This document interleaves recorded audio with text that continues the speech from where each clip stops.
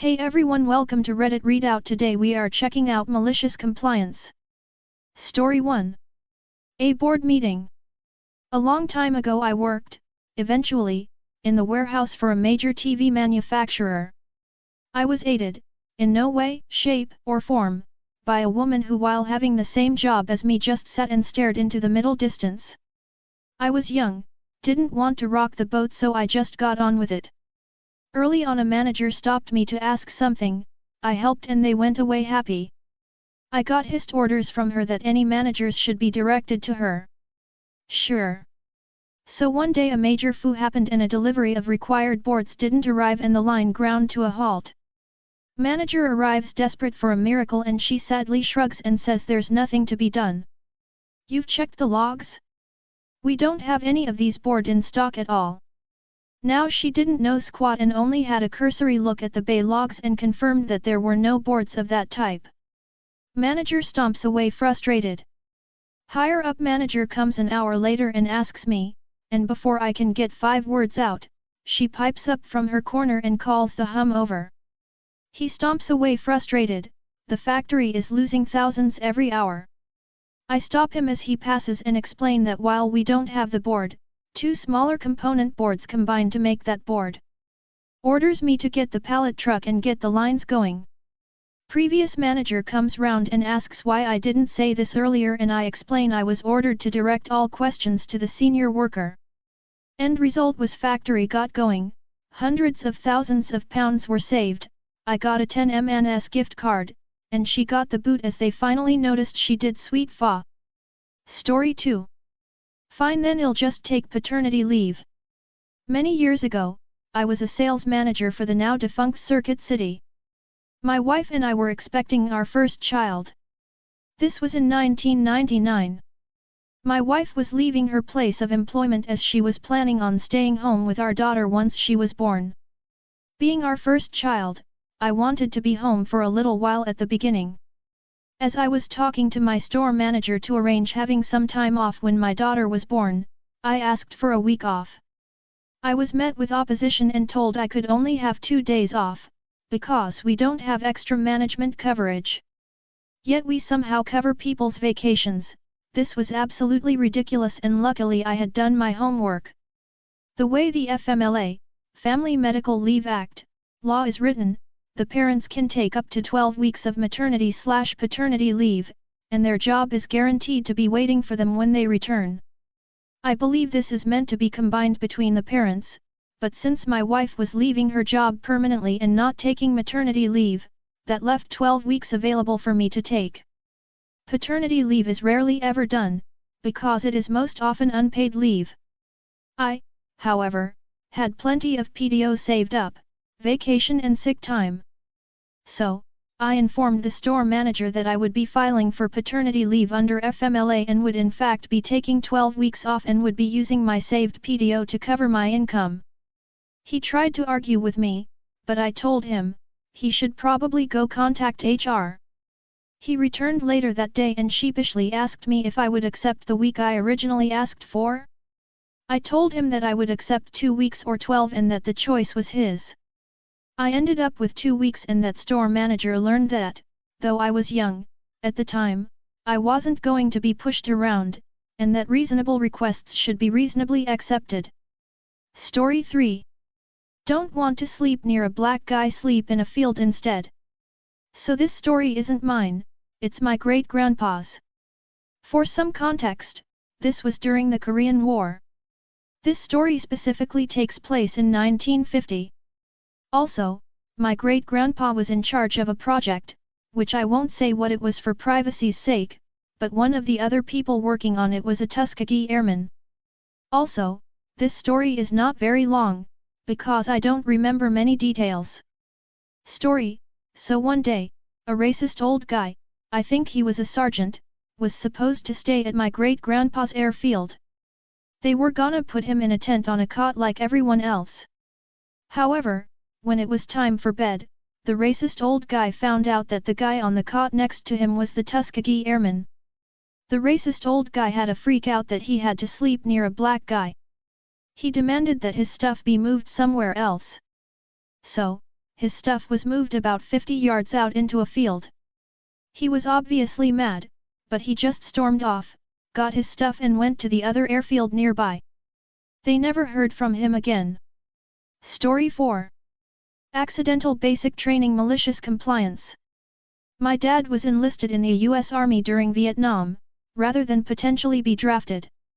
In basic training, trainees were repeatedly told to do exactly what was told, not what the trainee thought he was supposed to do, even to the point of tricks played to make sure he was listening to exact instructions. So there he was on the range for grenade training. Pre-brief tells him as long as he does not let go of the arming spoon, Mr. Grenade is still your friend. Noted. When it comes time to practice, the drill instructor tells the group pull the pin, and throw it high and long down range. My dad pulls the pin and throws the pin high and long down range. He keeps holding the grenade spoon, feeling perfectly safe, as everyone else throws their grenade. He got push-ups. Apparently there is no leeway for malicious compliance in Army basic training. Story 5. The wife told me to stack the presents on the chair. So I did. Don't sneeze or Santa ain't coming this year. https://i.postim.cc/q8rqmh0j/img1863.jpg. Story 6. We just did what we were ordered. This happened 30 years ago when I was in the Air Force. A little background, I was stationed at one of the worst air bases in the Air Force. I hated so much that I volunteered to go to Greenland. My morale was bad, but on the plus side was that I wasn't alone. Several of my co-workers felt the same. The one thing that made the base hell was my unit's captain and his band of flying monkeys. He was prior enlisted and had an ego so large he had difficulty walking through doorways. What was even worse was he had a line for Major. The one thing the Air Force did to check on enlisted troops' well-being was to send out what we called MWR surveys. They were supposed to be voluntary, so no one in my unit did them. Well, one day the captain shows up and starts yelling at us for making the unit and himself look bad for not completing the survey. He ordered us to complete and send in the survey. Well, I guess the surveys were so bad that the Air Force HQ sent a team to inspect us. I was interviewed along with most of the enlisted personnel. In the end, the captain was forced to retire as a captain. One of the monkeys asked me why the captain was forced out and I said I don't know, I was only following orders. Story 7. You get what you asked for. So I have been working for this huge pharmaceutical manufacturing company for 5 years and have never had a write-up. In July they changed the attendance policy. Our managers and supervisors came around and apologized for relaying the incorrect information about the new leave policy. At the end of August, early September, everything that could go wrong went wrong. I got into an accident and didn't have a car around the last week of August. First week of September my pipes under my house broke and I had no water for 2 days. Then at the end of September I was at work, got a migraine so bad I got physical sick and asked permission to leave work early, which is an excused absences, otherwise I'd be getting wrote up for job abandonment. Normally I just suffer through my migraines first. With the new policy, although we get sick time, it is considered unexcused if we take it regardless of why we took it.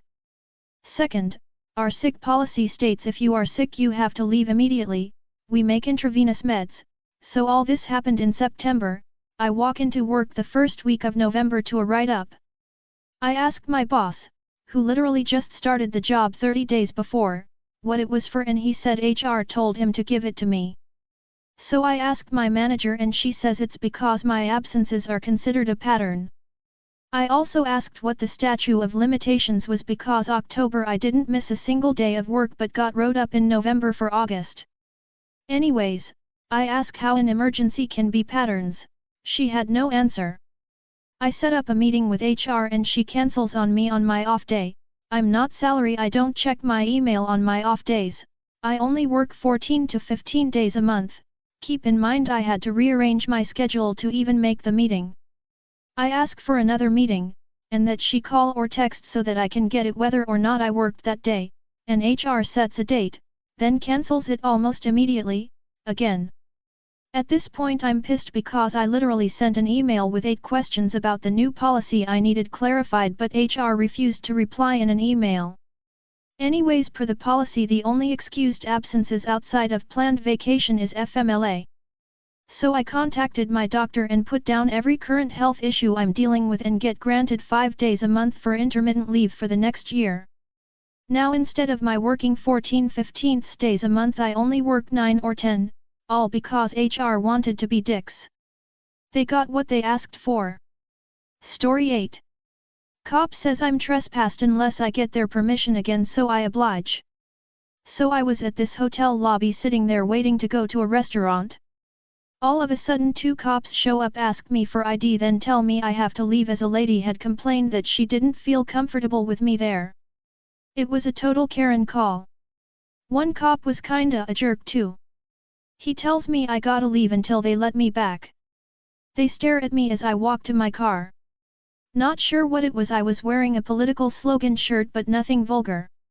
I call the hotel later and ask to speak with a manager, who then explains some guest had called and she was kinda a Karen, so they wanted to make her happy. The manager said I'm welcome to come back to the property. I was reluctant to give them business again, but I could not let the cops or the Karen win. I go back to the hotel and sit at the restaurant. I call the police department and inform them I got permission to return. The dispatcher is aggravated and said he is required to send an officer to check. The same cop who was there earlier returns and gives me the evil look.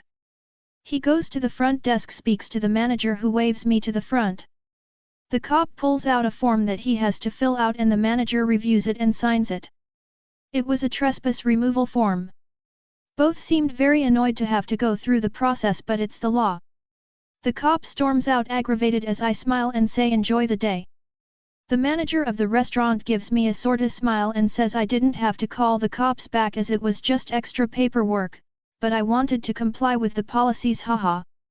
I think I may have saw the Karen walk out giving me a mean look as I was in the restaurant. I enjoyed the rest of my meal. Clarifying info.